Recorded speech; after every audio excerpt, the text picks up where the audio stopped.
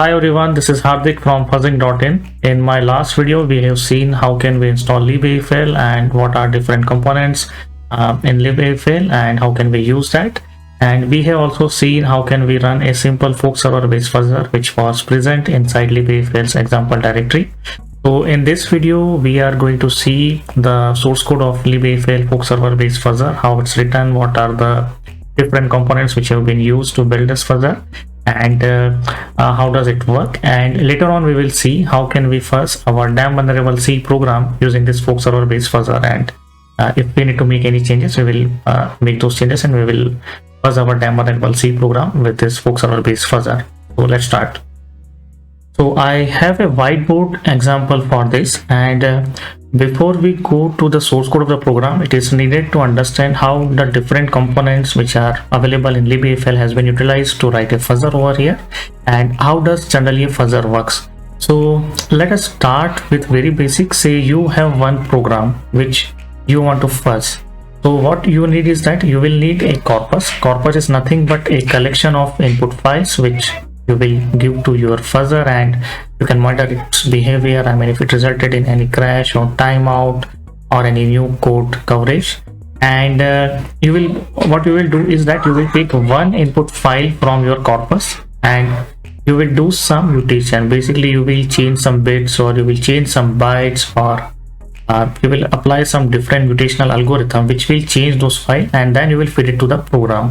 So this cycle will continue, and based on that, based on the result, your fuzzer can decide either if it's crashing, then if it needs to save it to this crash to the crashes folder, or if it resulted in a timeout, then if it needs to save in the hangs folder, or if it resulted in a new code coverage, then does it require updating the coverage bitmap which is used to track the code coverage of this program. And in libafl, what you need to do is that you can use different components. Like, say for input, you can have a scheduler which will decide which input file needs to be taken, and then you can also have a mutator component which will decide what kind of mutational strategy you need to use, like havoc or bitflip or byteflip or splice. So these are the different components which you can use by libafl, and then you need to execute your program. So for that, you will use a component called executor. Now executor components is responsible for executing your program. It is responsible for giving that particular input, and then it needs to monitor its behavior. So for that, you also need to have some kind of objective. Objective is nothing but, like in case of fuzzer, our objective is just to find a crash. So finding a crash will be our objective. And then if say some input resulted in a new code coverage, so you need to monitor that, and for that you will use another component that is called observer. So that you will call as a age observer. Basically, age observer, what it will do is that it will track the execution of your program, and it will figure out what are the different ages which are being executed, so it can update the shared bitmap. And then when some interesting thing happens, so like say you get a new code coverage or some crash happened, then you need to have some kind of event manager which will basically use those events, and it will provide some feedback to your program. So for that, you will use one event manager, and again, based on the input, you will have some feedback. So feedback is like, say this input is triggering a new code path, then you want to save that to the corpus. This input, that mutated input, will go to the corpus queue so that it can be mutated again. So that will be done by feedback component. And then when you give some input to your program, and you might need to observe it for certain time period, so that can be done by another component that is called time observer. And what this time observer will do is that it will monitor the time which your program takes to process this particular input. So that can be done by time observer. And then there are different states. So whenever you are applying some say operation, whenever you are performing some operation, that can be called as a state. There can be different state, like it is crashed, or it is resulted in a new code coverage, so that can be a state. And then there is another component, like say, which is called states. So states are nothing but the general statistics about your program, like say how many objectives you have achieved, or how many files are there in your corpus, or what is the execution speed. So all this will be stored inside the stage object, and you can actually print that. So all these are the different components which are present in a libafl fork server based fuzzer, and I hope that I am able to explain it in short. So now let us go ahead and see the actual code of fork server based fuzzer, and then we will modify our damn vulnerable C program. So after this whiteboard session, I thought it will be a good idea to break the code into small pieces and combine them together to show you how does it work. So what I have done is that I have broken the code into small blocks, and I have linked them together to explain how each and every component works over here. Let's go ahead and see the different blocks and how they are connected. So as you can see it over here, at the first run, what will happen is that it is basically checking for state, and it will load initial corpus, and it will basically have this different components like fuzzer. Then there is executor, there is manager, which is actually an event manager, and then there are corpus directories. So now let us go into more detail and see how does a fuzzer has been declared over here. So if you see over here, like fuzzer is declared over here with this line. So fuzzer is like a standard fuzzer, and it has one scheduler component, it has one feedback component, and it has one objective component. Now if you go and see the scheduler, how it has been declared. So a scheduler has been declared over here. It is a index length time minimizer corpus scheduler, and basically what it will do is that it is responsible for taking the input from the corpus, prioritizing that which input to take, and feed that input to your fuzzer. And then your fuzzer takes the second variable, that is feedback. So if you see over here, like how does a feedback has been declared. So a feedback can be of two times, as you can see it over here. Max map feedback, which is new tracking feedback state, age observer, and then it can be a time feedback, like time observer. So if you notice time observer, you can see that time observer is nothing but a new time observer object, which basically keeps tracks of the execution time. So if some input is taking more time, then it might kill the process, and that is how it is used for. And then there is a feedback component over here. So feedback, if you see, it has been declared as feedback state, and it is basically a map feedback state with observer. So what it will do, basically it will monitor the ages, and if it finds that any new code path has been taken, then it will probably act on that. So this is how the age observer it will use. And if you notice what is age observer, so it has been declared as age observer is equal to hit count map observer, and there is a shared memory name. So this is the name, and there is a shared map. So basically what it will do is that it will maintain a shared bitmap, as we have discussed in our last video and in the beginning of this video, so that it can track the code coverage, or say program execution, which new paths are being taken over here. And then there is a sh map over here. So that is nothing but basically as I said, right, it will use one shared memory, and it will use one environment variable, so that it can share this data between fork process and with the parent process. So it will use this environment variable, that is __efl _shm_id. So this is how it will use that. And then there are few more components. So yeah, so if you want to see the manager, so that is actually declared like as a simple event manager, and it will basically, what it will do is that it will use states variable. States variable is nothing but the simple states variable. It will basically display all the statistics of the fuzzer, like what is the objective, how many crashes has been found, what is the execution speed, and how many files are there in the corpus. So when we run the fuzzer, whatever we see is printed by this thing. As you can see, there is a println statement over here. It uses this state over here. So this is how this event manager object has been used over here. and then you will see there is a fuzzer, then fuzz underscore loop, and this will be responsible for continuously executing your fuzzer. So it contains of different stages. It has one executor which we have I think we have not seen. I will just come to that. And it has one state, and it has event manager. So if you see the stages, right, so stages, it nothing but it will basically use one mutator, that is mutational stage, and it is responsible for mutating your input, and it is basically taking havoc mutation, havoc mutator over here. So you can see it over here. It is straightforward.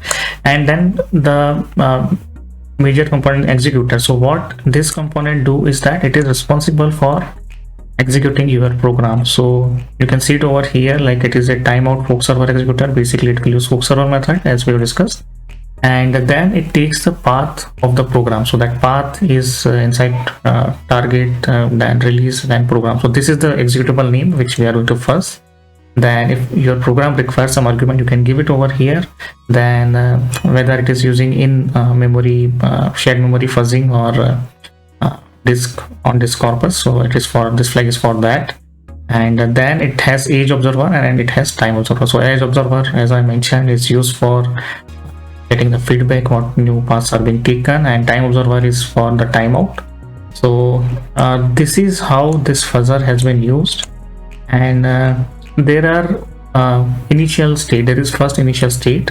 So this state is nothing but it will basically initialize the in-memory corpus, then it will initialize the on-disk corpus, then it will use two feedback state and objective state. So there are two states. One is the feedback state. So that feedback state is nothing but it is like map feedback state, and it will use age observer again to monitor any behavioral changes to the program. And then there will be one, I think, objective state is well. So it is over here. Yeah. So this is actually responsible for figuring out any crashes or not. So it will basically have the map for that over here. So this is how this fuzzer has been written. And now what we can do is that we can go through the code and we can have a look, and then we will compile it and we will run it, and then we will move to the damn C program. So now let us go to the fuzzers directory. So first we need to go to the libvfail directory, and inside that we can see there is a directory named fuzzers. So we'll just go to that directory, fuzzers, and here you can see fork server underscore simple. So this is the fuzzer we have been looking at. So let us go to this fuzzer, and we have already seen this directory structure in the first video. So we already went through this file and how does build.rs works, and how does makefile works, and what are the contents of the source directory over here. So we will go to source directory, and we will see that there are two files over here. One is main.rs, which is the actual fuzzer, and there is a program.c. So this is the C program which we want to fuzz. So let us go ahead and open main.rs file over here, and you can see that it is a fuzzer which contains somewhere around 150 lines of code. I have added few comments myself to explain it. So you will notice that it uses various libvfail components, and it starts over here. So it basically uses few boards which are like random. There is a shared memory, and there are tuple, then there is a corpus. So corpus can be like in-memory corpus, like index length. I mean, it is basically use one scheduler over here. Then there is on-disk corpus. So this is used to save all the crashes on the disk, and there is queue corpus scheduler. Then there are events. So it is using a simple event manager as we discussed, and then it is using fork server. So it will use fork server executor and timeout fork server executor. Then feedback, so it will use crash feedback, it will use map feedback state, max map feedback, time feedback. Then fuzzer, so it will use the standard fuzzer. And input, so it will use byte input. And mutator, so it is using havoc mutation. And then there are observers, so it will use hit count, map observer, time observer, and constant map observer over here. And stages, so what are the different stages? So it will use mutational stage component over here. And then the state, so it is like has corpus and standard state. and the state, so it will use simple states. So these are the different components of libafl which has been used in this fuzzer. And now you will see the actual fuzzer code. So that is the beauty of libafl. Basically everything is provided to you, and you just need to combine all the components or all the blocks together to create a fuzzer. So it depends on your imagination how you want to use, what are the components you want to use. So there are a variety of components which you can use, and you need to have one main function. So this is the main function, and if you see over here, it is setting up the corpus directory. So you need to have one corpus directory which has some initial corpus. You need to create this directory if it is not present. And then there is a map size, so it is using map size is like 65536, that is ff, and if you convert it to the hex, and then it is using shared memory. So it is using one environment variable where which will be shared between the process and the parent process, so that they can update the coverage map. And then there are observer. So it has created two observer, as we have seen it. First is age observer, and what it will do is that it will check for the hit count, and it is basically used to monitor the program execution. You can actually name it like it has been named as a shared underscore memory. And then there is a time observer which will basically keep tracks of the time. So these two are the observer, and then there are different states. I think there are two states. One is feedback state and second one is objective state. So feedback state is when you get some new feedback, it will be used for that. And there is objective state, so when your input causes some crash, it will be used for that. And then there are feedback. So basically there are two feedback. One is maximum feedback, it is used for again tracing the execution of your program, and there is a time feedback which is basically if your program causes some timeout, or if you just want to use our program for a specific amount of time, then you will use this. So there is a or over here, it means that either of one, so it will be used. And then there are objectives.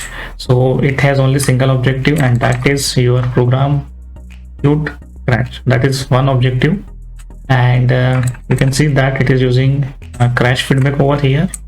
And then there is max map feedback over here, which is used to monitor object the program execution over here. And then it is creating one simple state, as we have discussed. It's back. So it is taking one in-memory corpus, and there is one on-disk corpus. So if any crashes which has been found, it will be stored in crashes folder. And then there are states. So it is using the simple state. Basically when we run this fuzzer, it will display this state. So this is the line which prints all the statistics like execution speed or corpus or objective. So this is the line which prints everything when you run this fuzzer. And there is one event manager, so it is used to print all the states. Then there is a scheduler. So this is the scheduler which will decide which input needs to be taken from the corpus. So this is index length time minimizer corpus scheduler. And then there is a fuzzer component over here. So fuzzer will expect scheduler, feedback and objective. And then there is the executor component. So as we discussed, it is taking the program file name over here, any arguments, and then it will try to run that for say 5000 milliseconds. And that's it. So when you run this fuzzer for the first time, it will basically load initial input. It will try to see if there is any file inside the initial corpus file, then it will import that and it will run. There is a mutator which is havoc mutator over here. So there is a mutational stage which is responsible for doing all the mutation to the corpus input. And then there is fuzzer.fuzz_loop. So this is the code which is responsible for doing all the repetitive fuzzing task over here. So this will take stage, executor, state and manager, and that's it. So as you can see, it is a very simple fuzzer, and you might need some time to get used to all this different components name. Even it took me some time to get used to all this component, but once you understand these components, you find it very easy, and you can actually write your own fuzzer. You can modify your fuzzer at your will. Whenever you want to do some modification, you can probably add some new component, you can remove something, and you can make any changes you want. So since it is written in Rust, some of you might find it a bit difficult at the start, but there are a lot of resources available, and if you get confused, there is fun URL I will just show which you can use. So you can go to this URL, that is docs.rs /libafl, and version that is 0.3.2. You can basically do a Google search, and you can search any of the function or traits or boards over here. Like say I want to search for max map feedback, so I can simply search for that, and it will give you the detail how it is implemented and what are the different arguments, and everything is available over here. So you can go to this URL. It is very helpful, and you can use that. Say if you want to use some mutator, you can simply search for that, and it will give you all the details over here, like you can see it over here. So this URL has a lot of things which you can go through. So anytime you want to get some details, you can use that. So this was a simple fuzzer, and now let us compile it once more, and we can then run it, and then we will move to the demo level C program. So to compile this, we can simply type this command, that is cargo build release. This will basically build your fuzzer. It will take few seconds. Okay, so it has compiled, and now we can simply run that. So that is cargo run release, and you can see that it has started fuzzing, and it already found one crash over here, and the execution speed is like 3000 and 1500, something like that. Our corpus initially it was only 1, then it kept on increasing, so there are like 2, 3, 4 corpus right now. Objective is 1, so it means that only 1 crash. These are the total execution, so like 88,000 execution has been done. So the speed is pretty decent, it's very good, I will say. And if you go to the crashes folder now, you will see that these are the file which caused crash to our program. So we have already seen the source code of our program, what will cause the crash. So what we can do is that, let me once again open one of this file and see what they contains. So you see it contains BAD followed by some text, and if you go to the source code, right, of the, if you see the program.c, you will find that this program basically looks for BAD. So basically B should be at the 0 offset followed by A and D. So if it contains, it will call about. So that is why our that input was causing the crash over here. Now that we are comfortable with FoxHour based fuzzer, what we can do is that we can modify this fuzzer to fuzz our demo level C program. So let us see how can we modify that. What I have done is that I have simply copied this directory, that is FoxServer_simple as a demo_C program, and instead of program.c, I have copied my demo_C program over here. I will just show you. Let us go to demo_C program. Actually copied like that. So if we see build.rs file, I have actually committed out all the code, and it's simple. I basically taken the XPDF example which API has mentioned in this blog, and I have actually committed out everything. And what I have done is that I have simply created a new build command. So what this will do is that it will basically use afl-gcc. It will use sanitizer, that is address and undefined. So you can see that command.new. I am basically creating a new command over here. Then I'm giving argument as app sanitizer is equal to address and undefined, so that will enable address and undefined behavior sanitizer. Then I'm giving the argument as img_read.c. So this is the C file, this is the demo_C program which we want to fuzz, and then there's -o, and then I'm giving another argument, that is the compiled output or compiled binary should be saved inside target, then release, and then img read name. So this is where the executable file will be saved, and rest everything I have committed because I wanted to keep this simple, and since it is not using any configuration or anything like that, any makefile or something, so we can simply hide code it over here. So this is the build.rs file. It is only few lines of code over here, and then if you open cargo.uml, so I have changed the name over here, that is DAM vulnerable C program. This is the version 0.1 edition 2021. Dependency is libafl 0.6.1. so it is a very simple file, nothing much over here. And then let us see the source code over here. So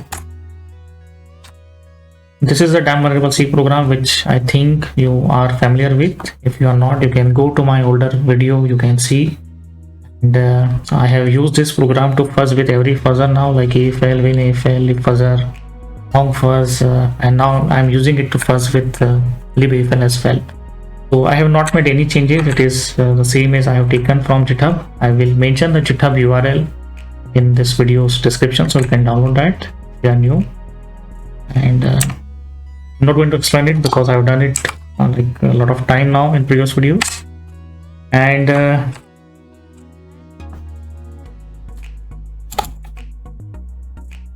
inside the source folder we have this our main.rs file. So this is the actual fuzzer code, and here I need to make very small change. So you can see the rest of the code is similar to the fork server based fuzzer which we have seen just like few minutes back, and only change I need to make over here is inside this executor. So as you know that DAM vulnerable C program expects one input, which is a file name actually, and what it will do is that it will actually open that file and it will perform all the operations. So I need to add this variable over here, and that variable is @, as you might have figured out. At the runtime it will replace this with the file name and it will fuzz that. And second thing is false, so we are not using in memory or shared memory fuzzing mode over here. So it will basically use on disk corpus, and that's why it might affect our speed. But if you want to make it to use like shared memory, then you can probably add few lines as we have seen in the program.c file in the fork server based fuzzer. So you can take it up as an exercise to convert this to to use shared memory, but I'm using it on disk corpus over here. So this is the only change I have made, and if you want to fuzz any program which you have, so you can use this approach, and based on that you need to make some minor changes to this. So now that we have made the required changes, let us go ahead and simply build this. So we can do cargo build release. This will basically build our fuzzer, and now we can run our fuzzer.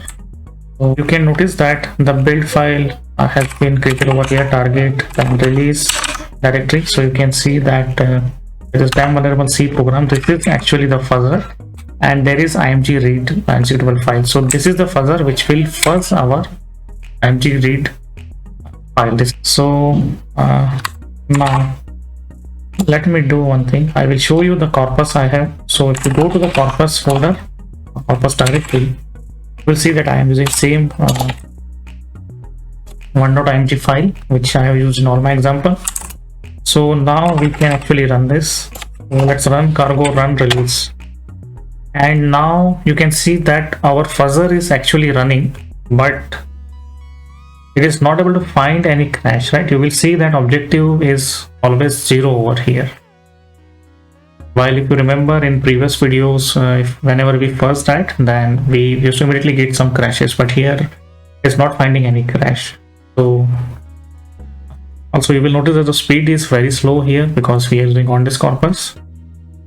So what can be the reason over here? So if you see, the corpus is actually getting increased, but it is not able to find any crash. So if you remember my crash walk video, the issue over here is that we have not given async option. Basically we need to use this option, that is async of underscore option is equal to abort on error is equal to 1, so that our program terminates, our fuzzer treats as a crash, and then we can run cargo run dash dash release. So when you use this command with async option, now let's see what happens. So you will see that we started getting crashes. Like you can see objective is 0, then it increased to 1, 2, 3, 4, 5, 6. So we start getting a lot of crashes over here. And now what we can do is that we can try to replicate some crash over here. So I'm going to cancel this, and you can notice that it has immediately found a lot of crashes over here within few seconds. So what we can do is that we can go to crashes folder, and we can see that there are a couple of files. So let me show you. Actually, I will open hex display. So you can notice that this is the first file which is causing the crash. This might be the img header 4 bytes, then there's image width and image height. Might be there is some integer overflow, integer underflow. Let's see, there is a second file. We can actually try debugging that, and we'll see what kind of crash we are getting. So let me run the program. So our program is inside target release, then img read. So this is the file, crashes directory, and we can use one input. So let's see. So you will notice that there is actually an write buffer overflow, and probably there is a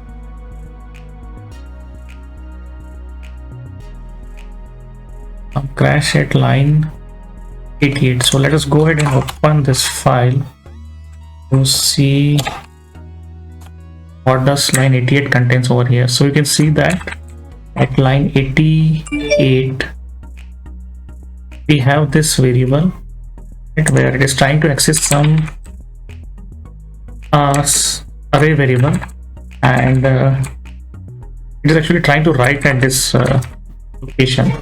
Basically it is an out of bound write past stack buffer. That is what the issue is here. And now what we can do is that we can actually try one more file from crashes folder. So let me take the second one and see what it is. It is crashing, so I think it is almost similar. Let's see the third one. Now let's take any random input and see. Okay, so you can see that there is a sign integer overflow over here, and it is at line 70. So if you go to line 70, it is over, it is at line 48 over here. So at line 48 you can see that it is adding image width and image height. So that is why it is getting overflowed. Image width and height are negative, so basically it will become a very large number, and that's why it is causing this crash over here, because malloc will not allow to look at this much amount of memory. So that is why it is causing crash. So I think we have first our demonstrable C program with libafl, and in next video we will see how can we use in-memory fuzzer, how can we basically use in-memory fuzzer to fuzz this demonstrable C program, and what changes we need to make to our program and to the fuzzer, if any. We'll go through that in next video. So I hope that you have liked this video on how can we use libafl spoke server to fuzz our demonstrable C program, and I hope that you have also liked the theory part over here where I use some whiteboard concept to explain various components which have been used in this fuzzer. If you have any question or comment or feedback, feel free to post in the comment section of this video. That will help me to improve my video. And till the next video, stay safe, goodbye and enjoy. Thank you.